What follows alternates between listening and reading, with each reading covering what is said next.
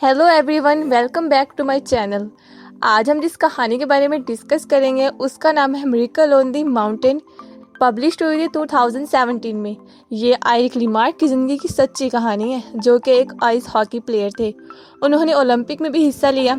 जब उनकी ज़िंदगी में सब कुछ था, उन्हें एहसास नहीं था, लेकिन एक वाक़ये ने एहसास दिलाया कि ज़िंदगी क्या है।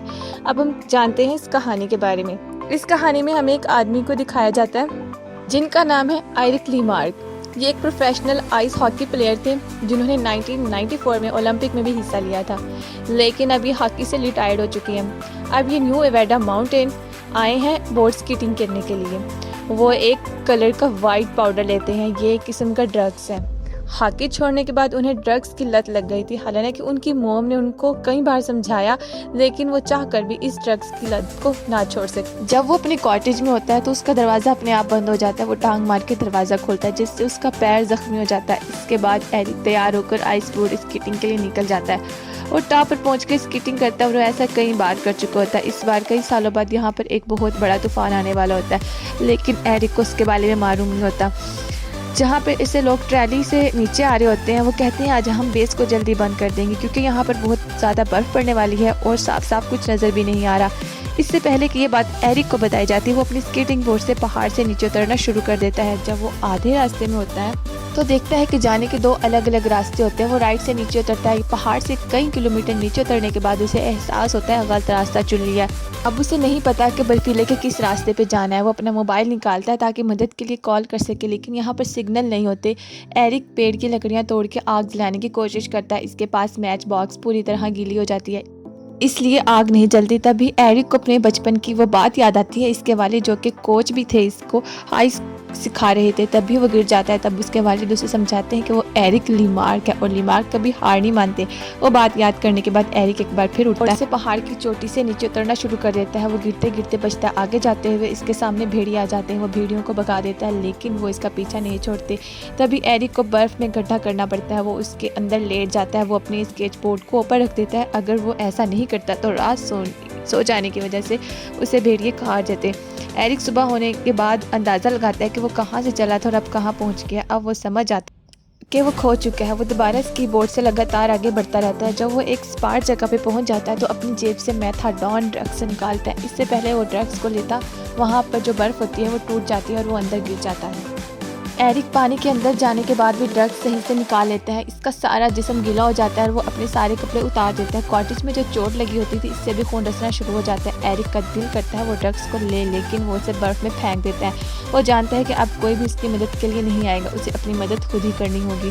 तब आसमान में तारों के पास देखता है कि एक बहुत ऊंची चोटी होती है, जहाँ पे उसे एक ट्रॉली यानी ट्रेन दिखता है। ये देख के वो बहुत खुश हो जाता है, क्योंकि अगर वहाँ पर ट्रेन है तो खाने और पीने की रहने की चीज़ें मौजूद होंगी।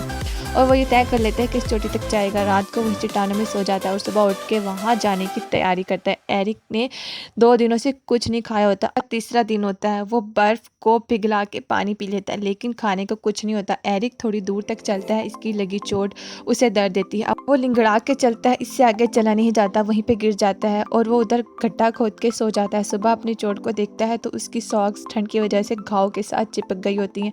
जब वो उसे हटाता है तो उसे बहुत दर्द होता है। आखिरकार वो उस चोटी के नीचे पहुंच जाता है तो वहाँ देखता है वहाँ पे कोई ट्रेन नहीं होता। देखकर बहुत अफसरदा हो जाता है, लेकिन हार नहीं मानता और आहिस्ता आहिस्ता हाइपोथर्मिया का शिकार हो रहा होता है। दूसरी तरफ एरिक की मोम उसे बार बार कॉल करने की कोशिश कर रही होती है, लेकिन उसका फ़ोन नहीं लगता। हर दिन गुजरने के साथ साथ एरिक की हालत ख़राब हो रही होती है।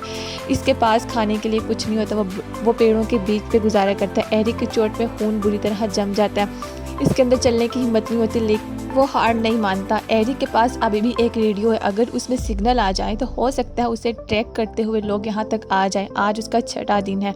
दूसरी तरफ एरिक की मोम उसे कॉटेज तक पहुँच जाती है। वहाँ पर उसका सारा सामान बिखरा हुआ होता है। उसके फ़ोन का सिग्नल नहीं मिलता। माउंटेन में रेस्क्यू टीम के पास जाती है और उन्हें बताती है कि मेरा बेटा बर्फ़ में फंसा हुआ है, लेकिन कोई भी उसकी बात नहीं सुनता। जब एरिक की मोम वहाँ के इंचार्ज को एरिक की फ़ोटो दिखाती है तो वो समझ जाती है ये सच कह रही है, क्योंकि 7 दिन पहले इसी ने एरिक को यहाँ पर लिफ्ट दी थी।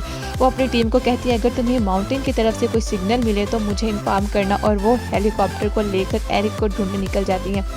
एरिक हौसला नहीं छोड़ता और आगे बढ़ता रहता। तभी उसे हेलीकॉप्टर की आवाज़ आती है। वो चिल्लाता है लेकिन झाड़ियों में होने की वजह से उसकी आवाज़ वहाँ तक नहीं जाती और वो लोग भी एरिक को नहीं देख सकते। लेकिन जब वो बाहर निकलता है तब तक वो जा चुके होते हैं और इस तरह एरिक की आखिरी उम्मीद दम तोड़ देती है। अब एरिक के अंदर चलने की हिम्मत नहीं है, लेकिन वो दोबारा हिम्मत करता है।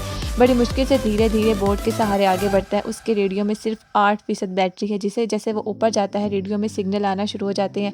वो अपनी पिछली ज़िंदगी के बारे में सोचता है कि कितनी गलतियाँ की। एरिक को लगता है उसकी ज़िंदगी का आखिरी दिन आ गया और दूसरी तरफ रेस्क्यू टीम उसके सिग्नल को ट्रैक कर रहे होते हैं, लेकिन उन्हें कोई भी सिग्नल नहीं मिलता। वो रेडियो में अपनी माँ के लिए एक मैसेज रिकॉर्ड करता है। वो तमाम बातें करता है जो गुजरी होती हैं।